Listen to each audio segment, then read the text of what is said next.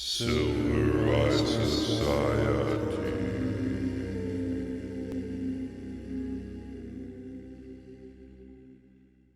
Welcome to Peasant Radio, where we talk about anything we want. Join us. I want to talk about LibertyCon. The name sounds so kind of like a little lame, a little stuffy. Liberty isn't a hot word, you understand? Liberty doesn't sell.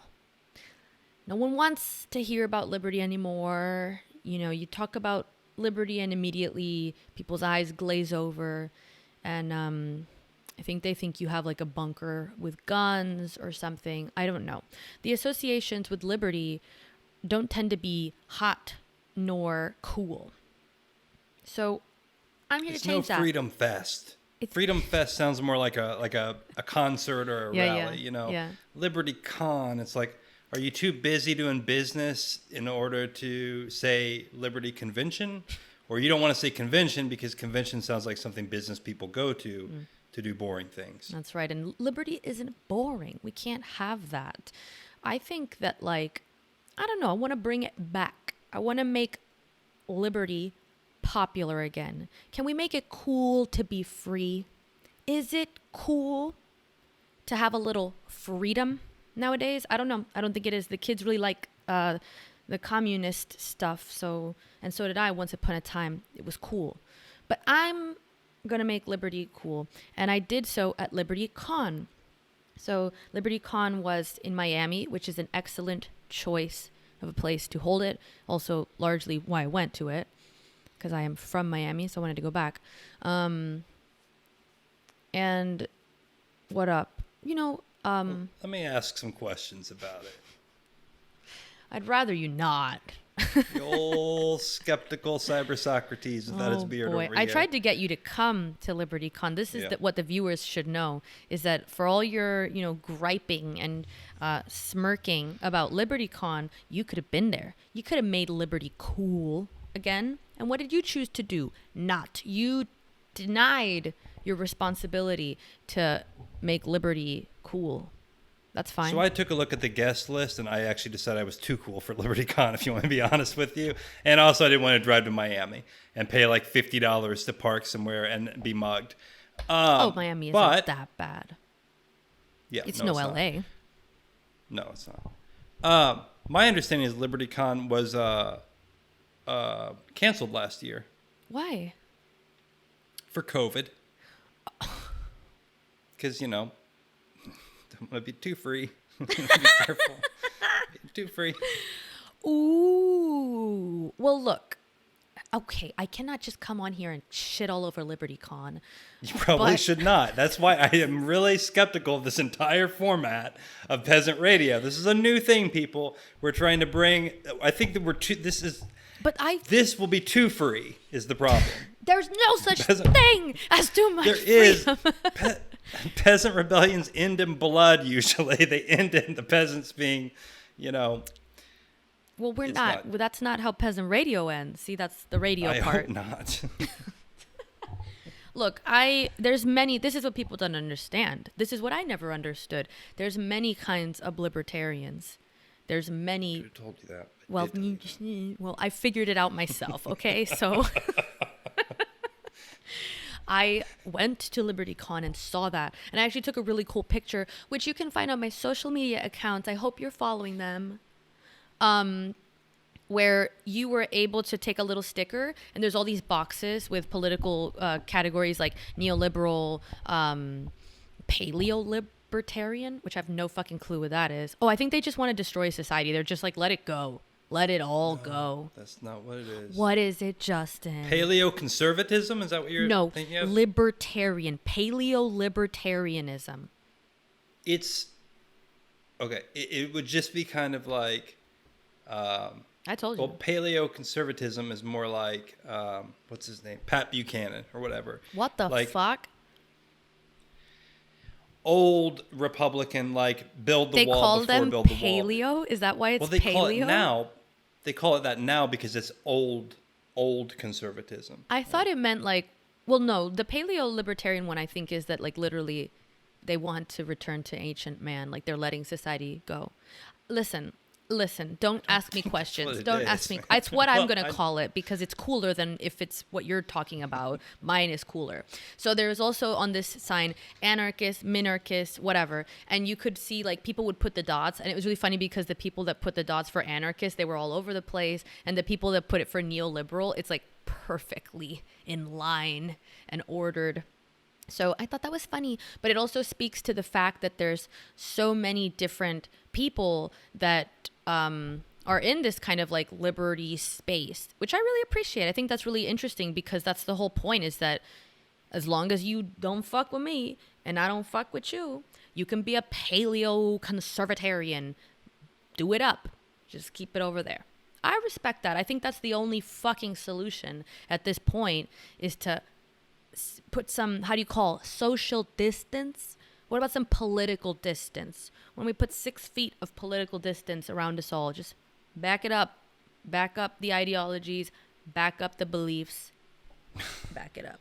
Okay, so whatever. I like it. I came back radicalized, okay? Paleo, just so people know, it's paleo libertarianism. So, isn't people doing the paleo diet? Why wasn't I paid to go and speak? This is my question. Like, it makes it okay. So it is the union of paleo conservatives with libertarians. I looked it up, but that is the basic idea. That's so much less exciting than the misinformation I was trying to spread. True. Why did you just make so many people's lives way more boring? That's not helpful. They would have enjoyed living life going around believing that there's paleo libertarians that want to go back to the Stone Age. I liked having that belief, and now I don't. That would be Paleolithic. We don't have a word of the podcast on the Peasant radio, unfortunately, but lithic is stone. Paleo is just... Okay, go ahead, please. Paleolithicianism. Continue. This is why peasant revolts never succeed. So, cool. I went to a party. I went to an after party at LibertyCon hosted by Atheists for Liberty. And see, this is what's so funny about this liberty space, is that everybody has their shtick. You got the paleo libertarians, you got the Atheists for Liberty, you got the ladies of liberty. So everybody comes to this idea kind of from their own perspective. And the Atheists for Liberty party was interesting. That's as far as I'll comment. It was interesting. And they did give out these little hangover cure things, which I appreciated, but I don't think it worked too well. So, but it's just funny because I'm there and I'm like, you know what? I'm not really that like hot on the atheism. I don't think that's the most important thing. But for them, for whatever their process in life is right now, they view secularism as their battle. God is their battle. That's who they must fight. And I respect it. I'll go to your party. I'll go to your fucking party. That's what it should all be. You just go to everybody's party and then you say, look, I leave. This is fun and nice as a way of treating people at parties. This is not an idea for government. You understand that? I disagree. Okay, but you're wrong. Government should be a party. It already is a party. It's just not many people are fucking invited. It's only the people that are like, doing crack or sending lots of money to Ukraine that are having the parties. As opposed to the peasants. The peasants should fucking party. And what did they do? They tried to stop us from partying for years. That's what the lockdown was about. They just said, don't let them party. Meanwhile, government? Meanwhile, LibertyCon canceled their own convention the year before because they were afraid of COVID. Even though my understanding isn't mainly students. Isn't it like a bunch of young people that go to this? Why. Or is it... I don't know what it is. The students are not. It is students. No, it's hosted by students. It's Students for Liberty. My understanding is these are the kind of the left-wingy libertarians, the kind of like the ones that are losing also within their own party. Like basically the Mises Caucus took over the Libertarian Party. So okay, was there a feeling of and again, look, I'm no expert on this because I'm not a libertarian, but Was there a feeling that they had lost and they were? What was the overall feeling? What did you think? LibertyCon was just like a funeral procession? Everybody just walked around with their heads down? I don't know what it is. I don't understand what it is. There's just Tell a bunch me of people about talking. It's just a convention where you get to see a bunch of people talking. And they're all going to be, the talks are all going to be centered around a similar idea, which is liberty, increasing that and whatever. So it was people talking about failures of left-wing government in Latin America, people talking about culture war issues. I spoke about creative freedom. My talk was very interesting. I got fucked over, though, because someone's talk in the room that I was going to be talking in ran longer than mine, and I'm a convention noob. You want to hear this? Is a really sad story. I'm a convention noob, so I was like, oh, it's okay. Let them keep going. I'm going to go do some vocal exercises over there. And I took a little too long, I guess. And when I came back, they were like, they're looking for you. Like, everybody's looking for you to give you your badge, to get you set up, to get you started. The talk before you ended, and you've been gone for almost 20 minutes. It's like, fuck. So I was late. So you were late for your own talk. I was late for my own fucking talk. Surprise. Dude, the fucked up thing is that I was there 30 minutes early. I was actually there on time, but I walked away because it was not ready, the room yet. And then I walked away for too long. And so that was a bad move because someone that was there waiting for me said that like a lot of people left. But a lot of people came back. So whatever, we had a good talk. And the ones that stayed, they know who they are. And they were rewarded because my talk was really interesting. Also, I was like billed against this guy, Inez Freedom, I think. He's a basketball player. You understand? It doesn't matter. So whatever, he's one of the more famous people there. So, you know, people were like, if she's not here, we're going to go see the famous basketball player. Be it as it may. I don't think his name's probably Freedom. He changed it. He changed it.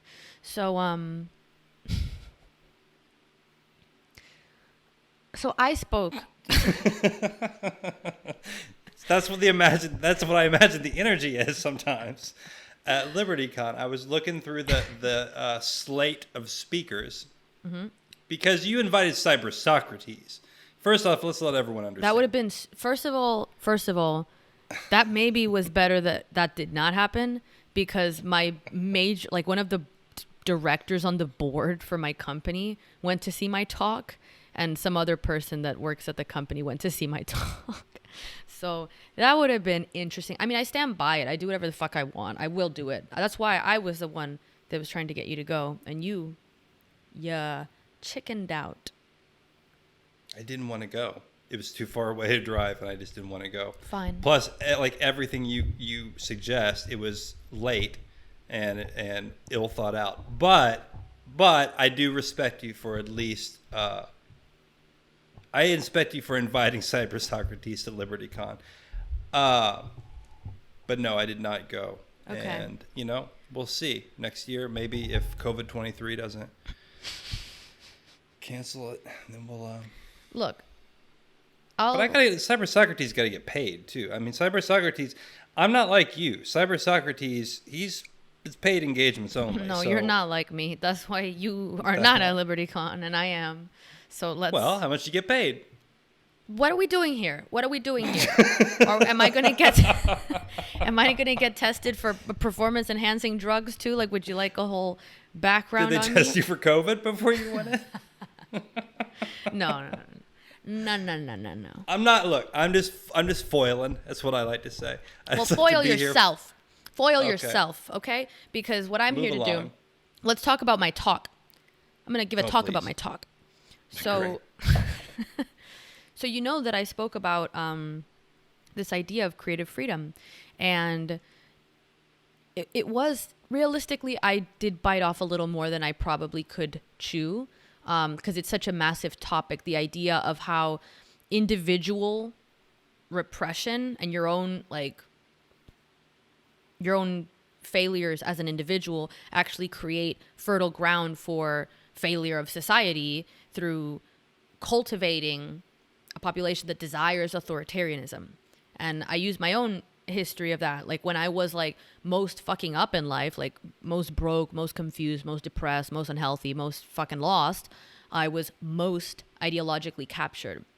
And I think that's not an accident. I think that's not a coincidence. And because the other side of that is that the better I'm doing, the less I want anyone to tell me what to do, and the less I want to tell anyone what to do. And that's actually been incredibly helpful for me, is to go through that process, which is essentially a process of freedom. Becoming an individual, becoming free of the desire to, cling to an ideology or worry that someone's going to criticize me if I take some position on something, whatever. So wonderful. I try to connect these things and say, like, well, you can't force people to be more free. That's actually not what happens, because then that's not even freedom then. You have to, like, the really organic change that needs to happen is one that's within the individual, that they have this desire to become more free and open, as opposed to like hiding behind ideology and using authoritarian tools like manipulation, like coercion, like, social exile. All of that shit is authoritarian. We don't notice it though, because we think of authoritarianism as political and as the state. But I think an individual can be an authoritarian. An individual can use authoritarian tactics in their own relationship. Like, if you are trying to pressure your partner or coerce them to get your way, you're essentially negating their free will, their autonomy, to try to get your way, because you have a problem that you're unable to satisfy your own needs and unable to sit with your problems, and you have to get something from some other person, which is wrong. You don't need that. You don't need to get anything from another person. Essentially, you should be whole as an individual. And so when these tactics of manipulation, right, it's always people that are like insecure, that don't want you to criticize them, or they have some kind of like personal struggle like this, that cling to these authoritarian tactics, which is exactly what I did. I would do this shit in relationships.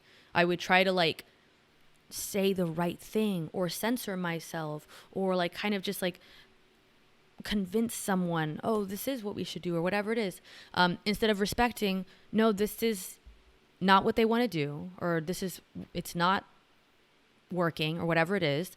Let it be what it is, as opposed to trying to control everything, which is an authoritarian ethos. So I tried to talk about this, which obviously is massive. A little much. Right. I think you should have left it probably at because I think you have a good point about that. A little much. People that are weak tend to look or hide behind ideologies. They can be left or right, honestly. Yeah, no, that's true. Ideologies. So I think that part's true. I think you do get into a little bit, then just when you start going over into the personal and all this kind of stuff, and that's a little much for a 20-minute talk or whatever it was. Further, I think that all of this is good. I generally endorse it, even though it sounds a little bit like psychology, which I'm suspicious of. But I am deeply suspicious of. But I do psychology. I'm like more of a Freudian, okay? Like, I'm in this time of psychology that actually was insightful, which is also like Freud influenced Nietzsche to some degree. So listen, I'm in that era. No, that is incorrect. What is it, the other way around? Nietzsche influenced Freud. Oh, okay. Nietzsche was dead by the time No, Freud I was thought that they were... Are you sure? Well, you also thought paleo-conservatives were doing the red meat, only nuts diet. So, yeah, I'm sure.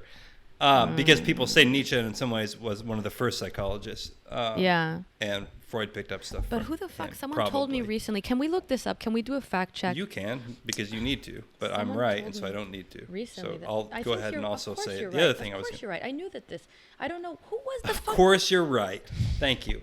Now, the other thing I would say about this is this is all told good. me this misinformation about Freud and Nietzsche? Don't know. Who led me astray? The other thing I would say is great on an individual level. I endorse it. Be free, all that. I don't think it has much to do with governing. You're wrong. That's well, I don't think I am. And I don't think, unfortunately, this idea of like, let everybody just believe what they want to believe or be what they want to be on this political spectrum or whatever, and somehow assuming that means everyone gets along, that makes no sense whatsoever. Bro. Because each of these people believe things that they wish to impose upon the world, on the government, and on other people ultimately in order to see their vision forward.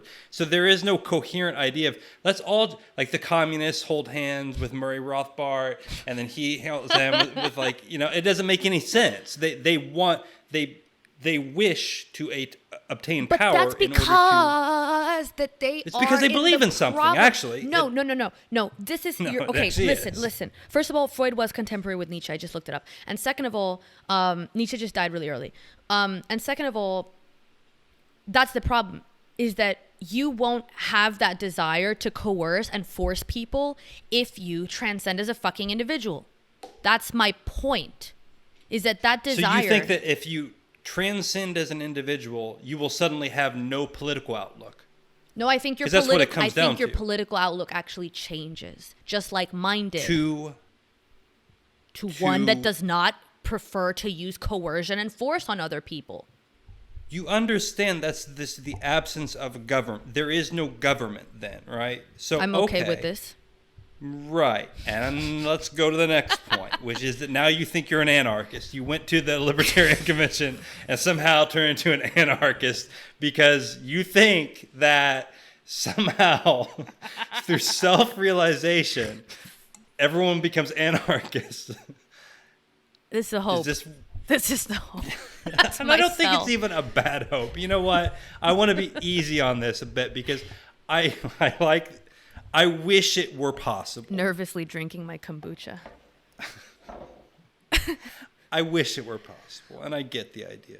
Look, I've lived it. I'm the proof. No. I'm the proof. I'm the proof of the revolution.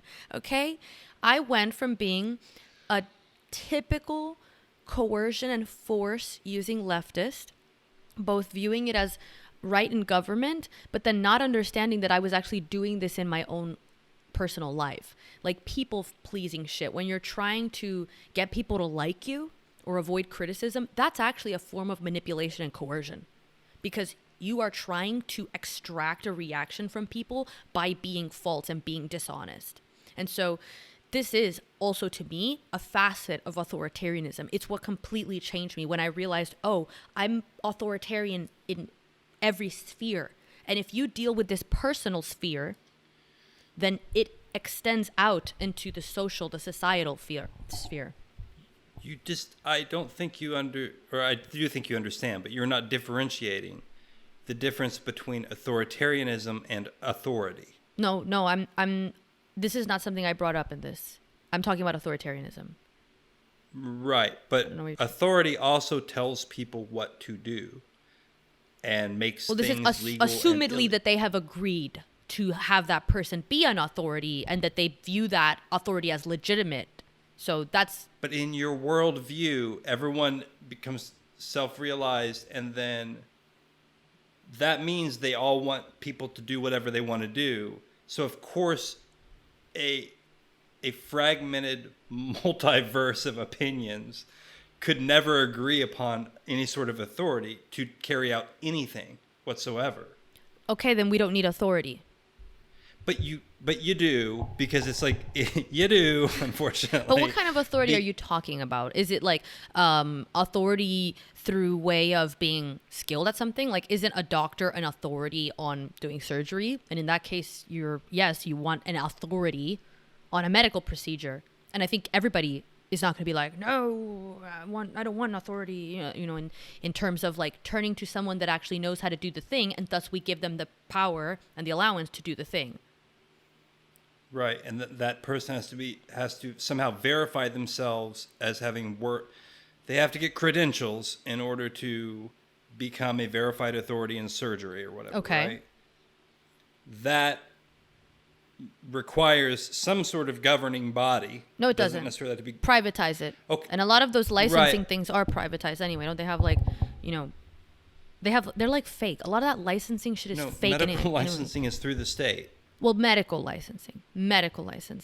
There's other license where people get a certificate or whatever. And if you made it more robust, right? If you made it more robust, then you could do the medical licensing too. Just privatize it. So I can, and I hate to do this because it's really easy, and I don't think you're a very good defender of the concept of anarchy. No, I'm because not. Apparently, you just became an anarchist 3 days ago. But you realize I could just call myself a doctor and be on the internet, and as long as I made a really good webpage and like wrote up people like saying Pat Buchanan, I did surgery on Pat Buchanan. He's really happy with the results, and this would require you to then. Like be this kind of thing works in probably a village or something, a really small place, because you can go over to Jimmy John and be like, hey, is that guy a surgeon? It's not like anyone doesn't know, but in a gigantic urban area where no one knows anyone, we unfortunately do rely upon credentials. I just don't know why it has to be the state that provides those credentials, because at this point the state is failing to actually give credentials to people that deserve them. I mean, you have a bunch of people that are in positions of power that are supposed to be capable of wielding their credentials who are clearly not. So I don't actually know if the state is such a competent institution for placing out credentials at all. Like maybe there's a different way to do that, which would be a private system, which I know does exist in other spheres, not super important things, obviously, because those have become so important that they've been entangled with the state. But you could imagine a private alternative to that. And yeah, you would probably have multiple ones, right? But then you would check and say, let's see if Jimmy John is actually registered with private credentials conglomerate of America. And then you call them up and they're like, no, we don't know who the fuck Jimmy John is. You're like, oh, Jimmy John, you lied. I'm not going to do surgery with you. Right. Except then American Credentialism for Surgeons Inc. at .biz would take Jimmy John's business because Jimmy John would pay him something to pretend to be a doctor, so that when you called him, they would say, oh yeah, he's the best surgeon in your area. And then you would die, and then you would get into a bad surgery, and then that would be the end. And then this American Credentialism Inc. would go out of business because people would know that they're sketchy and irreputable, which happens to businesses normally anyway. Like, that a place like, we have review systems, we turn to the private sector, like Yelp. I looked Jimmy John up on Yelp. They're like, that actually so many people have died here. That's what we have. That's the reputation. They would constantly have to shift their reputation then. That's not actually how it would have to work out. But yeah, that would be some help to have that independent authority. The problem is if American Credentialism.biz owns Yelp, and there's no reason they can't own Yelp, and they create their own little kind of orbits of lies in order to put people forward. Eventually, again, you have the village city problem, which is in a village, you'd know right after the first dummy got a surgery with Jimmy John, you would know he was a fraud. So the problem is that you would end up with a system that is self-perpetuating and actually incompetent at what it does. So I think that there would be pluses and minuses to it. Let me put it that way. Well, I just described the actual government, so... Not entirely, though. It is a self-perpetuating system that does not actually respond to failure, but is designed to suppress its own failures and to keep itself in power. And it is a monopoly on whatever it, is involved in. Well, it's not always a monopoly on everything. No. Actually, the idea is the state is a monopoly on violence. That's the main monopoly they have. And how is it going? And how is it going? It's Anarchism. Not great, but I just think it's fun. I understand. And I think you should dance with the anarchy, liberty atheists, and have fun talking about it and all that. But I just don't know. And I like Michael Malice. I think he's clever. I think he's fun. I think he's a genuinely, actually good person, weirdly. And I like some of the hardcore libertarian people. And I think that it's useful. I've been fucking around with them a lot. But I actually think a lot of these ideas are useful. And some of them should probably even be put into practice. I'm just not entirely convinced about I'm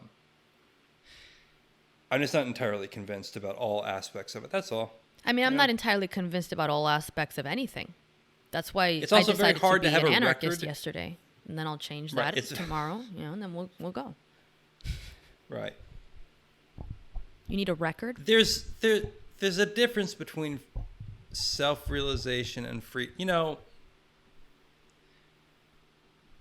There's a difference between freedom through self-realization, whatever it is you're on right now, with your hallucinogenic kombucha California spirit going on. There's a difference between that and just not being sure what you believe. And I think we're all, especially in this time period, there's a lot of shakeup. A lot of people are wondering what the fuck and what it is that they should believe. And so I endorse the liberty and or freedom of trying to figure it out. You need that. You need the liberty to figure out your beliefs. That's why I like that kind of space where you're actually able to question.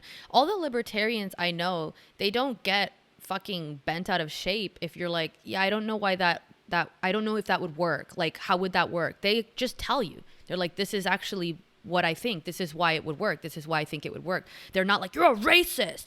How dare you say that? What about the roads? That that the roads would be the thing or whatever. Like, they just actually give you reasons. So I kind of like that because it feels normal.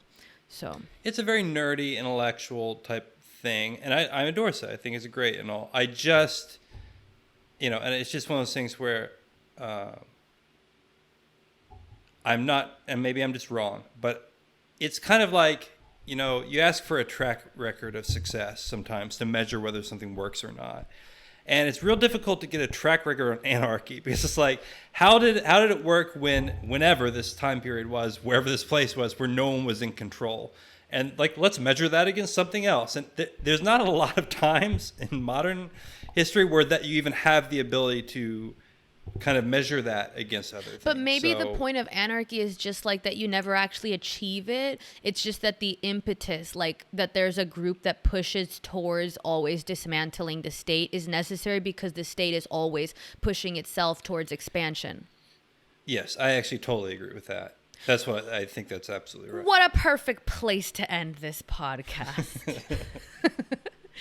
I actually do, though. I actually really do agree with that. I think this is how the things work. I know things. This is why I go to speak at LibertyCon and you don't.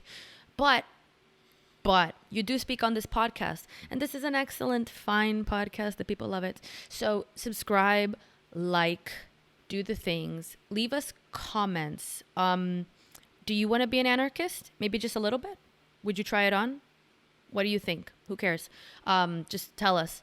What other questions for the people? You have questions for the people? Give them instructions. People like to be interactive. We like to interact.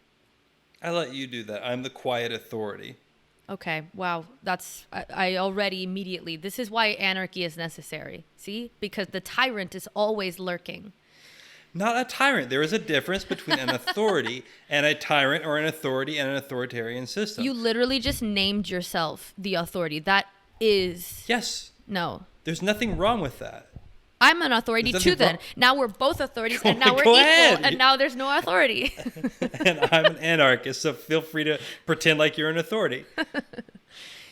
See you guys on the next episode. Could I introduce you briefly for next LibertyCon? Here's how I want to do it. Ready?